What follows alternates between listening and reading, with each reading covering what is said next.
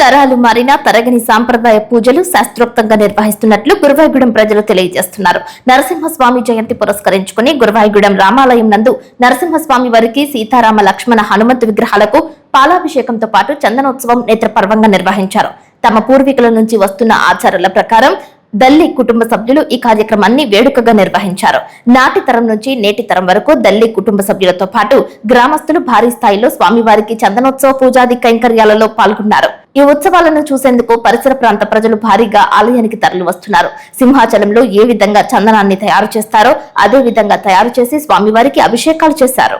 మా గురువాయిగూడెంలో గల సుందర సీతారామాలయంలో మేము శ్రీ లక్ష్మీనరసింహస్వామి చందనోత్సవం జరుపుకుంటున్నాము. అసలు విధిగా అయితే ఈ నెల 20వ తారీఖున చేయాల్సిన ఈ కార్యక్రమం మా గ్రామంలో ఆటంకం రావడం వల్ల గ్రామస్తులందరం ఏకమై ఈ రోజు నృసింహస్వామి జయంతి రోజున చేసుకుంటానికి ఒక సిద్ధాంతి గారి సలహాతోటి ఈ రోజు మేము జరుపుకుంటున్నాం. ఈ చందనోత్సవం తరతరాలుగా మా పూర్వీకుల నుంచి సంక్రమించింది. వాళ్ళు ఎప్పుడు కూడా చేసుకుంటూ వస్తున్నారు. మేము మరి ఎన్నో తరం వాళ్ళమో మాకు తెలియదు, కానీ మేము కూడా గ్రామస్తులం అందరం ఏకమై ఈ ప్రతి సంవత్సరం చందనోత్సవం చేసుకుంటున్నాము. ఈ సంవత్సరం విశేషించి కీర్తిశేషులు దల్లి చినవీర్రాజరెడ్డి గారు అబ్బాయి అయినటువంటి చంద్రశేఖర్ రెడ్డి, కోడలు రాణి జయప్రద గారు పూజలో కూర్చోవడం జరిగింది. వాళ్ళిద్దరూ మొత్తం ఈ ఖర్చులన్నీ వాళ్ళు భరాయించి ఈ రోజు చందనోత్సవం మేము పెట్టుకున్నామని, మేము దండం పెట్టుకున్నామని చెప్పినారు. ఆ విధంగానే వాళ్ళిద్దరు సౌజన్యంతో ఈ ఏడాది చందనోత్సవం చేసుకున్నందుకు సంతోషంగా ఉంది. భక్తులందరూ వచ్చిన వారికి, గ్రామస్తులందరికీ కూడా, గ్రామ పెద్దలందరికీ కూడా సంతోషం తెలియజేసుకుంటూ నమస్కారం తెలియజేసుకుంటాం. ఈ సంవత్సరం ఎప్పుడూ లేనిది కొత్తగా భజన కార్యక్రమం ఏర్పాటు చేయబడింది.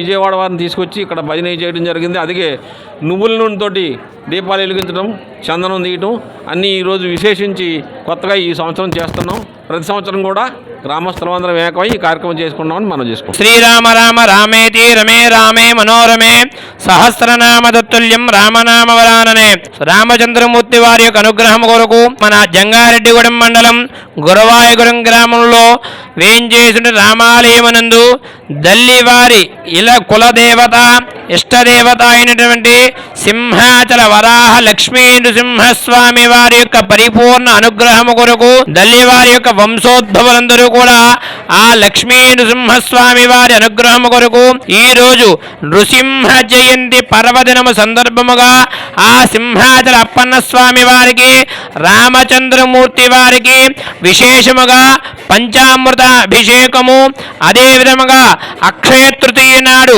అలా సింహాచలంలో జరిగేటటువంటి చందనోత్సవాన్ని నృసింహ జయంతి సందర్భముగా ఈ గురువాయిగూడెం గ్రామంలో రామాలయమనందు అందరి భక్తులందరి సహాయ సహకారాలతో 50 మంది భక్తులు కూడా స్వహస్తాలతో చందనం తీసి ఆ స్వామివారికి చందనోదకము అభిషేకము విశేషముగా చేసి ఆ లక్ష్మీ నృసింహస్వామి వారికి అనుగ్రహం ఈ గ్రామానికి, ఆ దల్లివారి వంశోద్భవులందరికీ కూడా ఎల్లప్పుడూ ఉండాలని చెప్పి గత కొన్ని సంవత్సరాలుగా అయితే కూడా విశేషముగా ఈ చందనోత్సవ అభిషేకము, పంచామృతాభిషేకము ఈ గ్రామంలో ఈ రామాలయం అనేది జరుపుబడుతూ ఉన్నది. కావున భక్తులందరూ కూడా సర్వేషాం భక్తజనానాం అస్మిన్ గ్రామే చాతుర్వర్ణానాం 4 వర్ణాల వారు కూడా భక్తులందరూ కూడా అన్నవస్త్రాదులకు లోటు లేకుండా సుఖ సంతోషములతో ఉంటూ మన సనాతన ధర్మాన్ని, హిందూ సాంప్రదాయాన్ని పాటిస్తూ మరింత వృద్ధి చెందాలి. ఆ లక్ష్మీ నరసింహస్వామి వారి అనుగ్రహానికి పరిపూర్ణంగా ఉండాలని కోరుకుంటూ ఇంతటితో స్వస్తి చెప్పడం జరుగుతూ ఉన్నది.